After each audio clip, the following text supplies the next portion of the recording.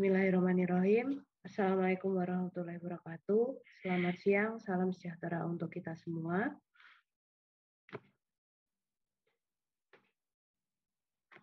Selamat siang, Bu. Oke, baik, selamat siang. Jadi hari ini sudah masuk minggu ke-6 ya, pertemuan ke-6. Jadi kita lanjutkan setelah kemarin kita belajar terkait tentang software Mendeley untuk rujukan. Kita lanjutkan untuk belajar cara penulisan bab 1 ya, pendahuluan kayak gitu. Nah, untuk penulisan pendahuluan di proposal itu tidak jauh beda dengan skripsi karena memang proposal itu bagian dari skripsi ya. Jadi nanti kalau misalkan penjelasan saya kurang jelas, silahkan sambil melihat contoh skripsi milik kakak tingkat kalian, bisa pinjam di fakultas atau di perpustakaan kampus gitu ya. Terus kemudian jika penjelasan saya nanti ini dirasa penting, silakan ditulis sebab ini nanti kan buat bekal kalian untuk nyusun skripsi di semester depan ya, kayak gitu. Saya mulai share terkait materinya. Untuk materi sudah saya unggah di di Google Classroom.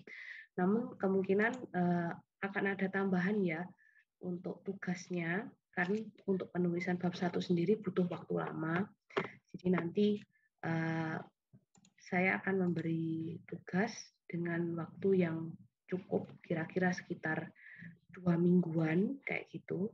Jadi nanti biar teman-teman ngerjakannya lebih itu ya, bisa khusyuk gitu ngerjakannya, bisa agak lama, bisa benar-benar kerjakannya. Untuk judul sudah sebagian besar sudah saya beri komentar. Sepertinya tinggal 2 anak yang belum. Ini nanti menyusul hari ini, insya Allah selesai. Nanti silakan sambil dicek Google Classroom-nya. Terus kemudian untuk Google Classroom sendiri, untuk Google Classroom sendiri enggak saya itu ya, maksudnya saya untuk Google Classroom sendiri nanti silakan teman-teman cek, di situ ada absen, terus kemudian ada ini terkait panduan penulisan, tapi nanti ada beberapa yang kemungkinan agak sedikit berbeda, beda pembimbing, beda permintaan ya. Ini nanti saya tengahi, saya jelaskan satu persatu. Ini saya beri materi dulu terkait caranya merancang pendahuluan dalam penelitian. Jadi kita review dulu terkait penulisan proposal.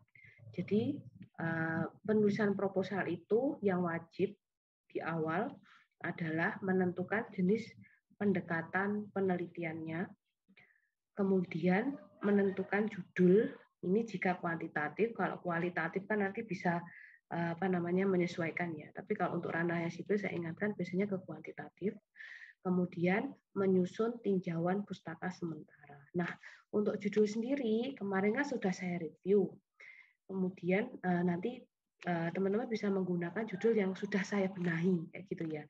Beberapa ada yang masih tanya ke saya, Bu, ini nanti saya jadinya pakai judul yang mana? Lu terserah kalian, kan sudah saya bantu benahi dari 3 pilihan alternatif yang kiranya sudah saya benahi, ya silakan itu nanti bisa dipakai, digunakan, dan tidak perlu membuat kata-kata baru, ya sudah gunakan dari saya itu saja. Itu sudah tidak plagiasi kok, sudah saya cek. Jadi yang punya judul tiga-tiganya lolos, tiga-tiga ini sudah saya benahi, ya sudah nanti silakan tinggal pilih dari ketiga itu. Jika kalian mau memilih. Tapi kalau yang belum benar ya silakan dibenahi dulu sampai nantinya benar kayak gitu ya. Kan ada beberapa itu yang punya teman-teman yang agak aneh ya. Saya sudah memberikan komentar. Saya minta tolong coba cari tipe dari software yang digunakan gitu. Tapi kok ya cari tipe aja, nggak mau baca buku ya. Kalau saya ngomong itu parah. Jadi usahakan nggak cuma nunggu dari saya, tapi juga kalian juga usaha oh software yang saya maksud tuh software ini. Jadi saya harus pakai tipe yang mana ya, kalian yang menentukan sendiri. Kalau saya yang menentukan kan jadi saya yang melakukan penelitian, bukan kalian. Terus kalau misalkan menentukan software juga, jangan asal menentukan software. Software ini bisa nggak dipakai untuk penelitian tersebut, penelitianmu. Jadi kalau misalkan perhitungan struktur gitu ya, ini software untuk perhitungan struktur enggak pas apa enggak kalau digunakan untuk penelitian saya kayak gitu kan, harusnya juga mikir juga sampai situ. Jadi jangan asal menentukan software aja. Software itu banyak, tapi dia pas enggak buat penelitianmu kayak gitu ya. Jadi untuk penulisan proposal sendiri di awal ada ketiga ini untuk acuannya. Kalian harus tentukan dulu jenis pendekatan penelitiannya. Kemudian menentukan judul, pendekatan penelitiannya berarti ya kuantitatif, kualitatif, atau metode campuran. Kemudian ini menentukan judul, kalau kuantitatif kan berarti judul sudah harus dikantongi, sudah harus ada. Kemudian kalian harus nyusun tinjauan pustaka sementara. Nah, kegunaan penyusunan pendahuluan bab 1 sendiri, itu menurut Wilkinson di tahun 91 di bukunya di halaman 96. Jadi pendahuluan itu merupakan bagian tulisan yang berisi informasi awal terkait penelitian atau riset. Jadi secara garis besar penelitian nanti mau bercerita tentang apa itu dirangkum di pendahuluan ini. Jadi di dalam pendahuluan itu ada namanya kajian teoritik dan kajian empirik. Ingat, kalau teoritik berarti berdasarkan buku, all about buku, jurnal. Kalau yang empirik itu berdasarkan tempat kejadian di tempat kalian penelitian kayak gitu. Jadi bisa diangkat dari sumber dari berita elektronik ataupun berita dari surat kabar media seperti itu. Nah, tujuan pendahuluan sendiri itu untuk membangun kerangka penelitian agar pembaca dapat memahami informasi awal dan mengetahui keterhubungan dengan penelitian lainnya. Ini maksudnya di dalam pendahuluan itu nantinya kita mau menggiring opini si pembaca, mau mengajak ke si pembaca untuk terus mendalami penelitian kita, mau untuk terus membaca, mau untuk kepo terkait penelitian kita. Makanya di pendahuluan isinya ada terkait kajian teoritik dan kajian empirik. Untuk contohnya nanti akan saya beritahu di akhir ya, untuk contoh pendahuluan. Nah, selanjutnya langkah awal penulisan pendahuluan. Ada beberapa tahap. Yang pertama kita harus menentukan keyword dari gagasan yang akan kita tulis. Jadi, setiap kali kita menulis suatu proposal, itu pasti akan ada keyword. Keyword itu kata kunci. Kata kunci dari penelitian kita. Atau biasa disebut dengan variabel tadi ya. Kemarin itu variabel. Jadi, subjek objeknya kita itu apa? Di situ nanti akan dibahas. Kemudian, menjelaskan masalah yang dapat menuntun pada penelitian. Ini tadi yang menggiring opini pembaca ke penelitian kita nantinya.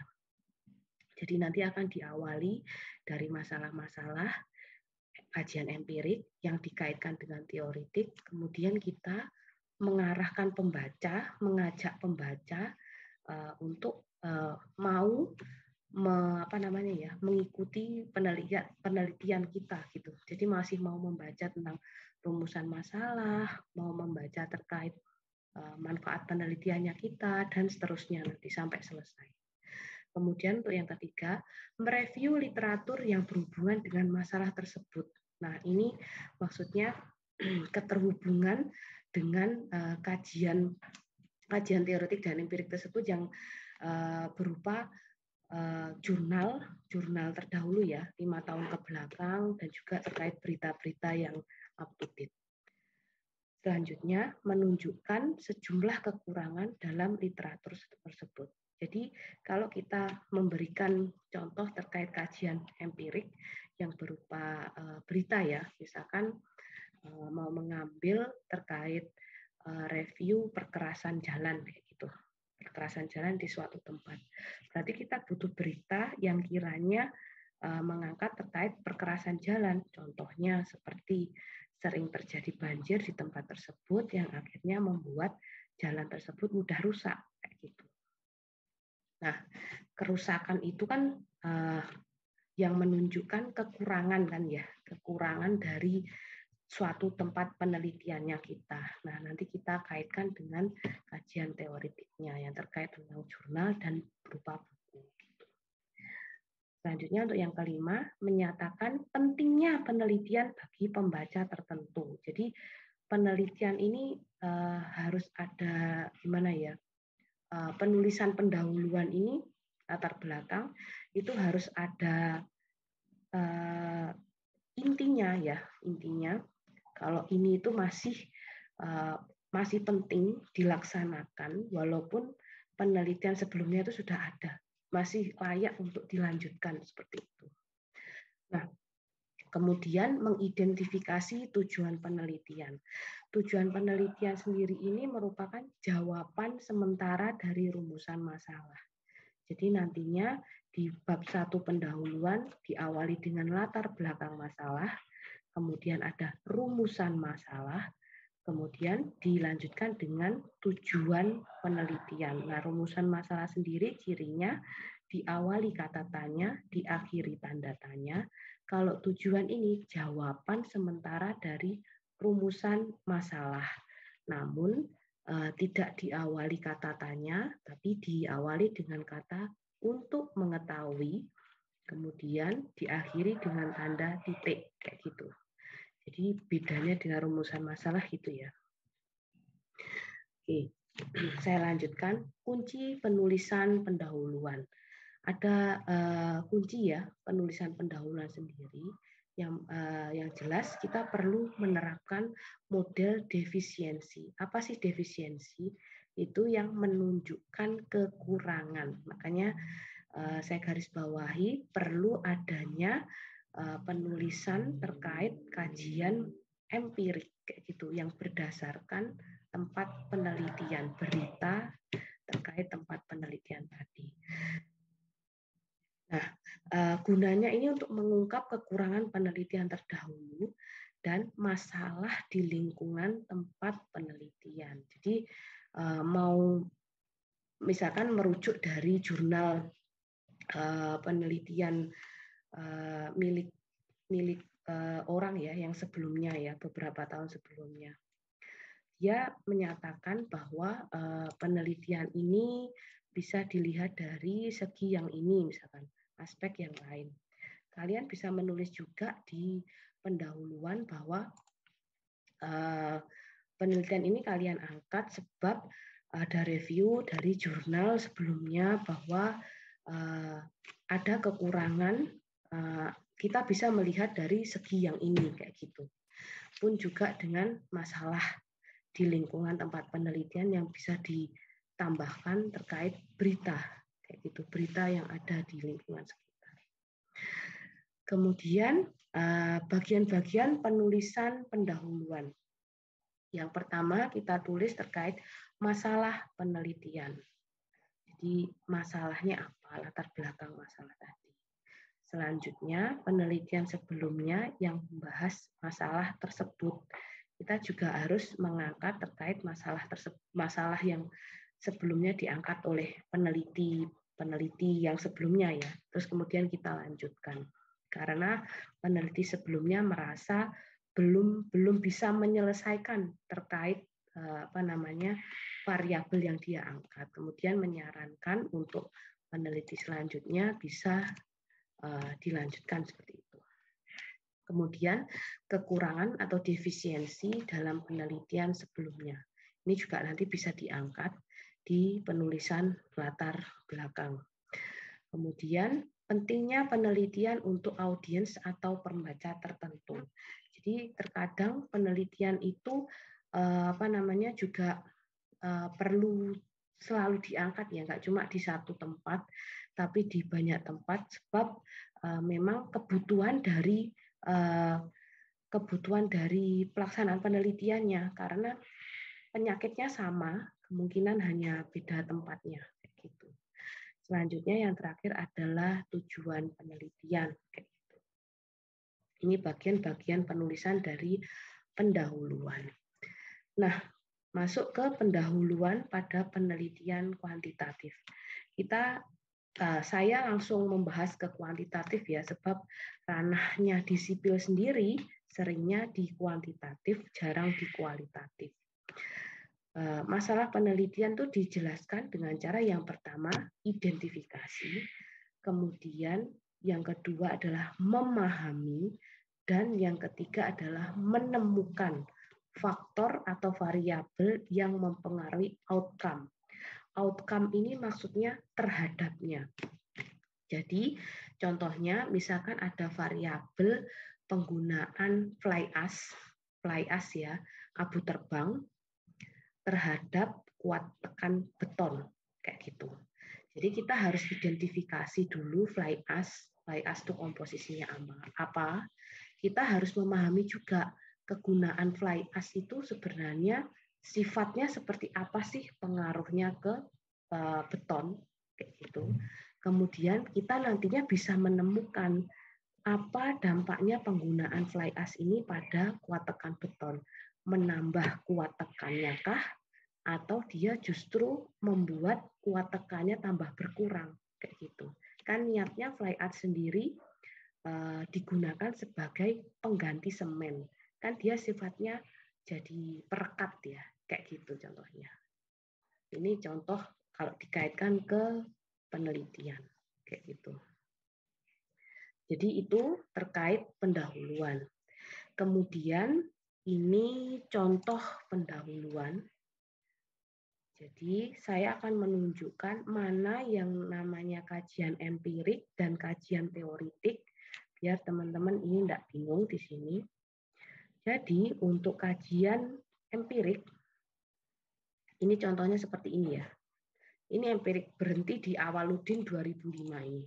Kayu merupakan hasil hutan yang mudah diproses untuk berbagai keperluan seperti bahan bangunan. Kayu dipilih sebagai bahan struktur karena ringan dan memerlukan peralatan yang sederhana dalam proses pengerjaannya. Dikutip dari Awaludin di tahun 2005. Nah, sebentar.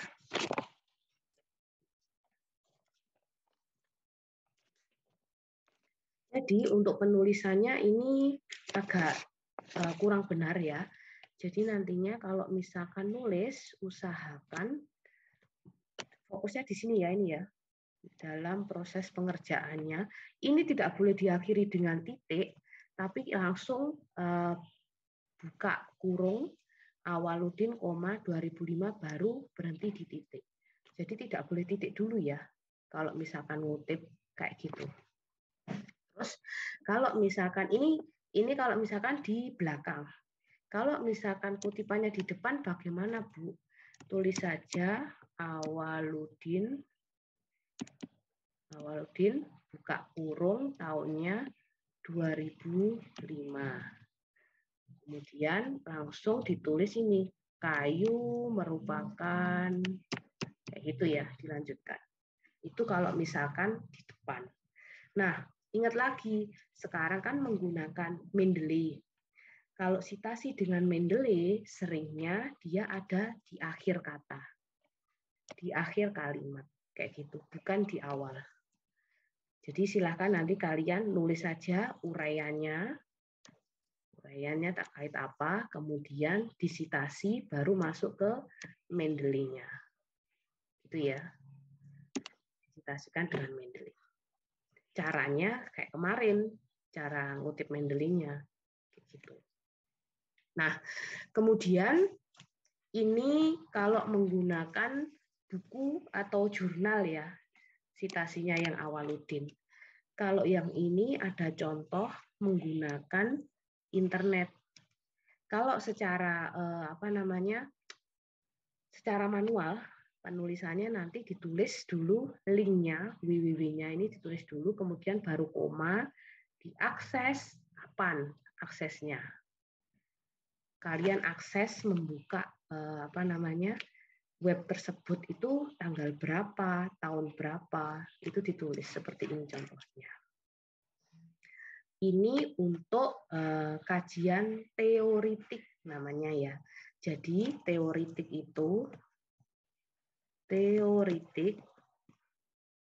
ini berdasarkan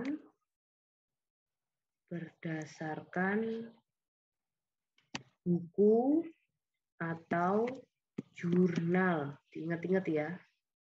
Berdasarkan buku atau jurnal. Itu disebut kajian teoritik. Ya, saya lanjutkan. Sesudah masuk ke kajian teoritik, ini juga teoritik berdasarkan buku.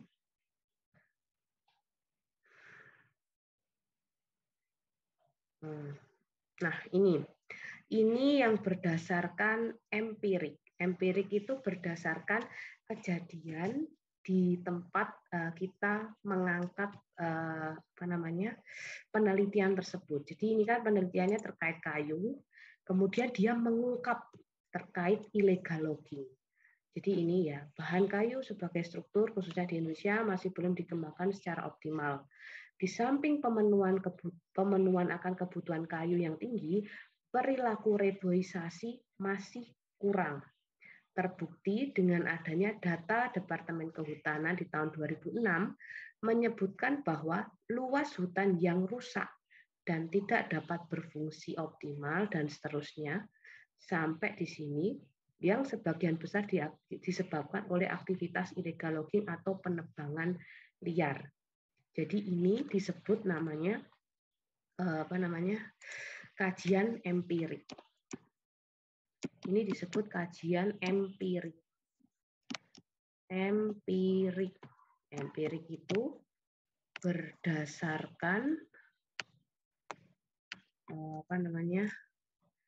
tempat penelitian ya. Berita yang berdasarkan tempat penelitian. Masalah di tempat penelitian. Masalah di tempat penelitian itu disebut dengan empirik. Dan ini kebetulan ngambilnya dari Wikipedia. Ini belum penyusunan proposal ini kebetulan belum mengenal namanya Mendeley. Saya garis bawahi ya. Jadi ini agak lama contohnya. Ini belum mengenal Mendeley. Jadi kalau nantinya kalian ini kan sekarang kalian sudah mengenal namanya Mendeley. Kalian haram jika mengambil rujukan online dari Wikipedia kayak gitu. Tidak boleh ngambil rujukan tidak boleh diambil dari contohnya ya dari Wikipedia ini, kemudian laman web pribadi. Kan ada web pribadi ya. Apa sih namanya? Banyak web pribadi kayak gitu. Itu enggak boleh diambil. Kalian ngambilnya harus berupa real berita yang memang nyata. Contohnya seperti sctvnews.com. Itu kan memang benar-benar kanal berita ya. Terus kemudian antara news dan seterusnya kan ada banyak. CNN boleh, nggak apa-apa kayak gitu. Itu yang memang murni pure web berita ya, wajib web berita yang diambil. Kompas, Jawa Post dan seterusnya yang wajib. Jadi kalau ngambilnya yang Wikipedia, kemudian web-web pribadi itu tidak disarankan. Ya, saya garis bawahi itu ya, diingat-ingat. Nah, itu contoh terkait kajian empirik dan teoritik. Selanjutnya, gimana caranya kita mendorong opini publik, mendorong opini pembaca. Nah, kita tinggal nulis saja seperti ini. Penelitian sebelumnya sudah menjelaskan berbagai modifikasi tentang balok dan kolom kayu hulu ditinjau dari alat sambung maupun bahan dasarnya untuk memperoleh tingkat efisiensi dan kekuatan yang tinggi. Jadi di atas tadi sudah membahas terkait alat sambung, kemudian bahan dasar kayak gitu. Oleh karena itu, penulis perlu mengkaji lebih tentang kolom kayu hulu berbahan kayu kamper dengan alat sambungnya lem. Jadi dia ganti dengan lem dari perbedaan ketebalan dinding. Dia mau melihat dari ketebalan dindingnya, dinding kolom kayu, kemudian mau lihat juga luas penampangnya. Gitu. Nah, berdasarkan kajian penulis tersebut, penulis mengajukan penelitian ya berjudul ini studi kuatkan kolom kayu hulu, kolom kayu kamper hulu hasil fabrikasi. Jadi dia ngambilnya terkait ini. Nanti pembahasan terkait latar belakangnya berisi kajian empirik dan teoritik yang membahas tentang kolom kayu kamper hulu dan juga tadi ngangkat tentang pembalakan liar ya, seperti itu ya. Nah, setelah nulis tadi latar belakang, lanjut ke rumusan masalah. Jadi ini rumusan masalahnya. Gimana cara menulis tujuan penelitian? Kan setelah rumusan masalah, di bawahnya itu ada tujuan penelitian. Tinggal ditulis ulang. Jadi di sini contohnya nomor 1 aja ya.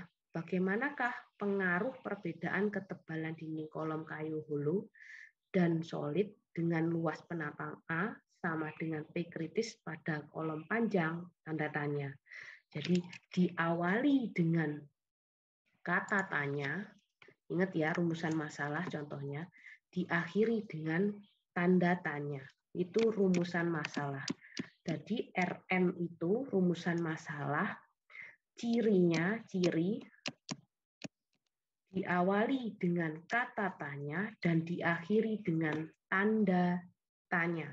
Itu untuk rumusan masalah. Ya, diingat-ingat ya. Oke. Kemudian bagaimana dengan tujuan penelitian? Penulisannya sama dengan rumusan masalah, bedanya hanya diawali dengan kata untuk mengetahui. Jadi tujuan itu cirinya diawali dengan kata mengetahui dan diakhiri dengan tanda titik.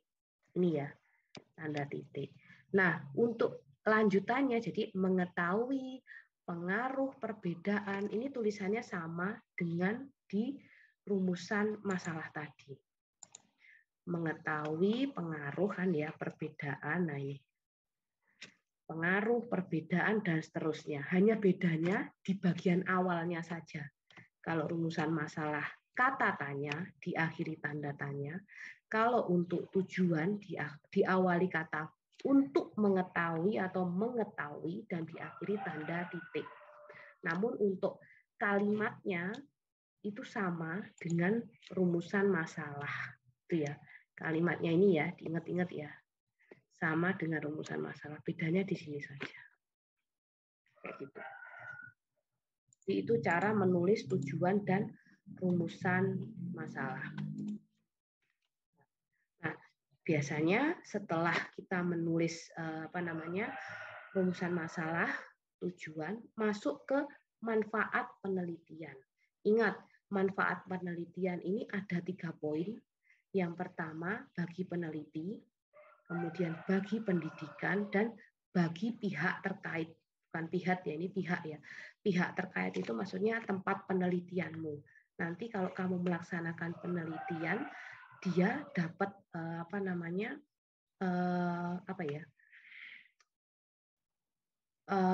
nilai-nilai tambah apa gitu maksudnya.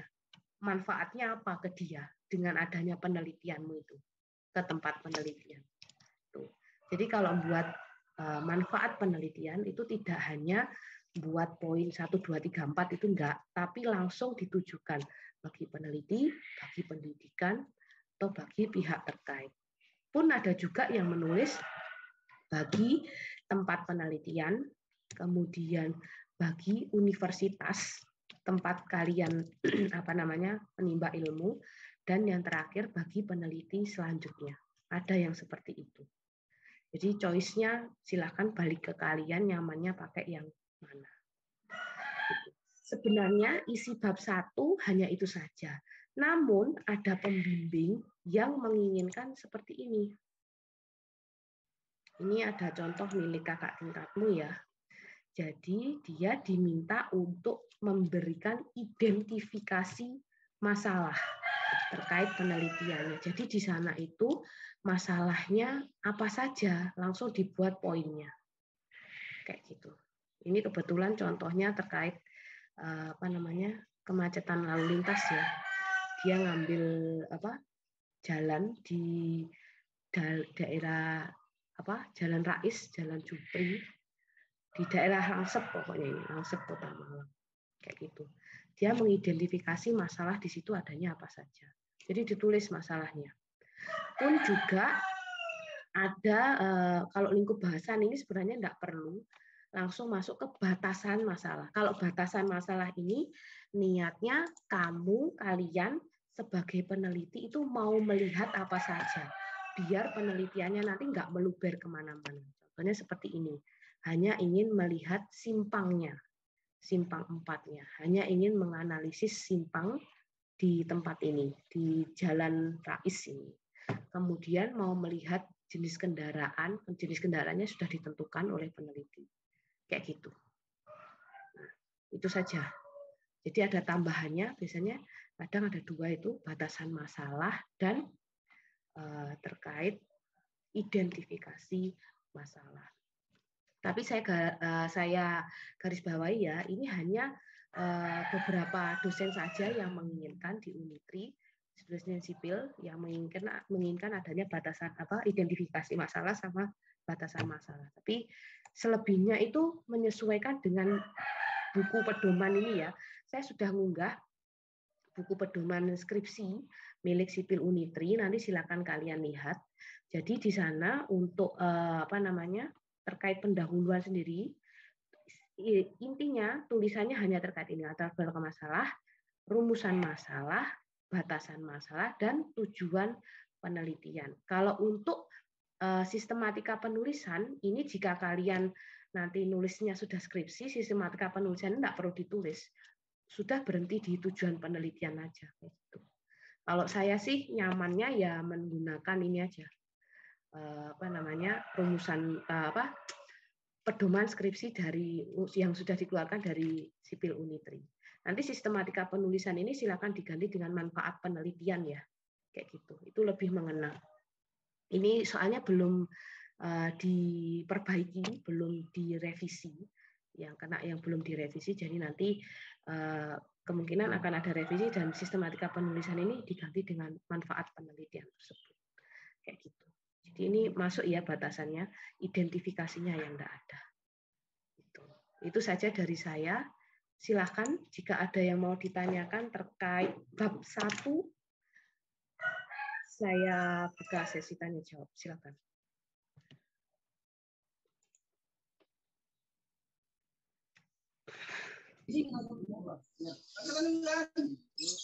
Silakan. Jika mau bertanya terkait ini.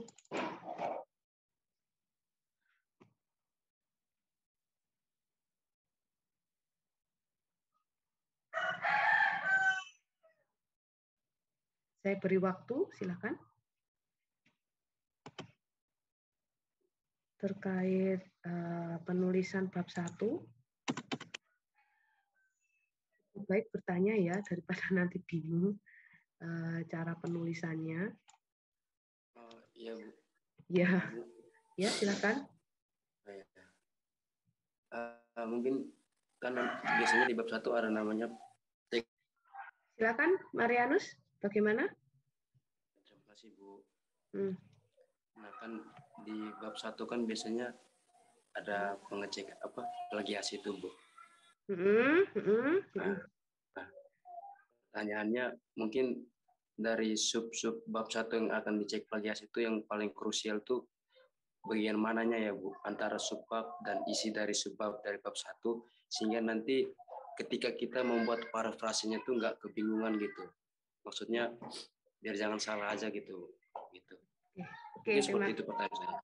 Ya, oke, terima kasih Marianus. Jadi untuk pengecekan plagiasi itu memang sekarang disyaratkan ya untuk pengerjaan skripsi sebelum ujian proposal dan nantinya saat ujian skripsinya, kayak gitu seingat saya. Jadi ada 2 kali pengecekan. Nah, kalau ditanya saya terkait pengecekan plagiasi itu ke semua aspek perlu diperhatikan kayak gitu. Jadi nanti pasti akan diminta langsung file bab 1, terus kemudian keseluruhan file yang akan digunakan untuk ujian skripsi. Kalau ujian skripsi berarti nanti sampai bab 5 ya, ikut untuk daftar rujukannya juga. Jadi bab 1 sampai bab 5. Tapi kalau untuk yang proposal seingat saya cuma bab 1 saja. Nah, balik lagi, ini dari tata tulis kalian. Gimana caranya menghindari namanya plagiasi? Jadi kalian itu harus membaca ya. Kita membaca, terus kemudian kita pahamnya apa, itu yang kita tulis. Kayak gitu. Jadi bukan kok menyalin dari buku, copy paste dari buku, ataupun copy paste dari jurnal. Kan sudah saya ajari kan ya, caranya kita nantinya untuk mengutip, cara mengutip. Kita membaca, kita pahamnya apa, itu yang kita tulis. Bukan kita mengambil atau copy paste dari jurnal ataupun buku. Jadi lebih kepada tips dan trik caranya kita ngutip, bukan kok kita nanti mengurangi dari esensi isi penulisannya kita. Kayak gitu. Itu sih Marianus kalau dari saya. Oke, terima kasih Bu. Ya, sama-sama. Ada lagi untuk teman-teman yang lain terkait penulisan bab 1, silahkan. Atau masih ada yang bingung terkait penjelasan saya, silakan ditanyakan, enggak apa-apa. Nanti mungkin file dari presentasi Ibu boleh di-share lagi, Bu. Oh iya? Iya, terima Silakan. kasih. Jadi ini tadi ya yang terkait merancang pendahuluan. Silakan. Mau yang mana? Marianus? Maksud saya Bu, mohon maaf, file soft copy-nya di-share lagi di grup WA Bu, maksudnya gitu. Saya sudah ngunggah di Google Classroom. Oh ya. Nanti silakan di-download aja dari sana di Google Kasih, Classroom-nya. Jadi nanti silakan di-download saja dari sana. Gitu. Itu ya. Berarti ini enggak perlu ya? Enggak perlu. Oke, baik. Oke, silakan next. Selain Marianus, jika ada yang mau ditanyakan, saya buka sesi tanya jawab. Yuk.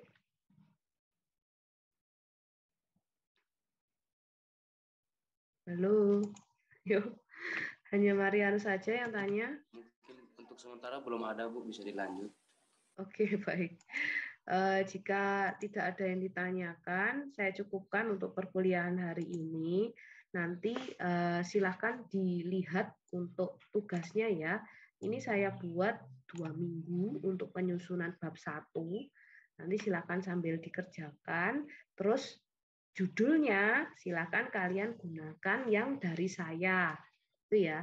Ini tersisa sekitar 2 anak yang belum selesai saya komentari. Nanti hari ini insya Allah selesai. Ditunggu dulu untuk judulnya. Terus kemudian yang sudah saya beri review, kemudian masih belum fix, segera dikomentari ulang ya dari komentar yang saya berikan kayak gitu. Sebab sayanya juga bingung tadi. Sudah saya ceritakan bahwasanya yang saya beri komentar tadi itu terkait software, terkait aplikasi yang ingin dia gunakan. Dia malah tanya ke saya, mau menggunakan software apa? Lah ya ini yang penelitian siapa? Kamu sebagai mahasiswa atau saya yang penelitian? Kan kayak gitu. Tadi saya sudah menyampaikan di awal. Jadi nanti segera cari software yang digunakan apa dan agar bisa segera mengerjakan bab satunya ini ya, kayak gitu. Jadi untuk bab 1 sendiri itu isinya, bab 1 kan pendahuluan, nanti isinya diawali dari yang pertama latar belakang masalah yang berisi kajian teoritik dan empirik. Kajian teoritik nantinya berasal dari buku dan jurnal. Kemudian kalau kajian empirik itu berdasarkan tempat penelitian, kejadian di tempat penelitianmu, atau berdasarkan berita yang berkembang terkait fokus penelitianmu itu ya, nantinya dianya yang berasal dari tempat penelitian atau dari berita surat kabar atau berita di media media elektronik kayak gitu ya, kayak gitu. Kemudian selanjutnya ada penulisan rumusan masalah, ada tujuan. Kalau rumusan masalah itu cirinya diawali kata tanya dan diakhiri tanda tanya. Kalau untuk tujuan sendiri itu diawali kata untuk mengetahui atau mengetahui dan diakhiri dengan tanda titik. Untuk isian kalimatnya antara rumusan masalah dan tujuan itu sama. Itu ya, saya garis bawahi seperti itu. Kemudian bisa ditambah dengan batasan masalah yang terkait dengan penelitianmu. Jadi nantinya mau meneliti itu terkait apa saja, kalian tulis batasan masalahnya di situ. Kemudian yang terakhir adalah manfaat penelitian. Nah, untuk manfaat penelitian sendiri itu nantinya akan berisi manfaat bagi peneliti, manfaat bagi tempat penelitianmu, kemudian ada manfaat bagi universitas ya, kayak gitu. Itu terkait manfaat pendahuluan kita. Nanti isian di bab 1, bab 1 pendahuluan. Nah, silakan nanti teman-teman coba kerjakan. Saya beri waktu selama 2 minggu. Kalau sudah ngerjakan, nanti segera dikumpulkan. Terus kemudian saya akan mereview seperti biasa. Jadi kalau dapat review dari saya di awal, itu nantinya mudah buat kalian ya, karena akan tahu kekurangannya. Atau sudah benar apa belumnya kayak gitu. Tapi kalau nggak dapat ya nanti hanya mengumpulkan saja, just mengumpulkan, jadi nggak tahu salah atau benarnya. Itu saja dari saya untuk hari ini ya. Silakan coba dikerjakan dan segera nantinya mengumpulkan. Ini saya buat roomnya dulu karena di Google Classroom baru saya unggah materi-materinya saja. Kayak gitu. Itu saja dari saya untuk pertemuan minggu ke-6 ini. Jadi nanti dicoba dikerjakan. Cukup sekian, terima kasih. Selamat siang. Wassalamualaikum warahmatullahi wabarakatuh. Salam sejahtera untuk kita semua. Selamat siang, Bu. Ya. Waalaikumsalam, Bu. Terima kasih. Ya, sama-sama.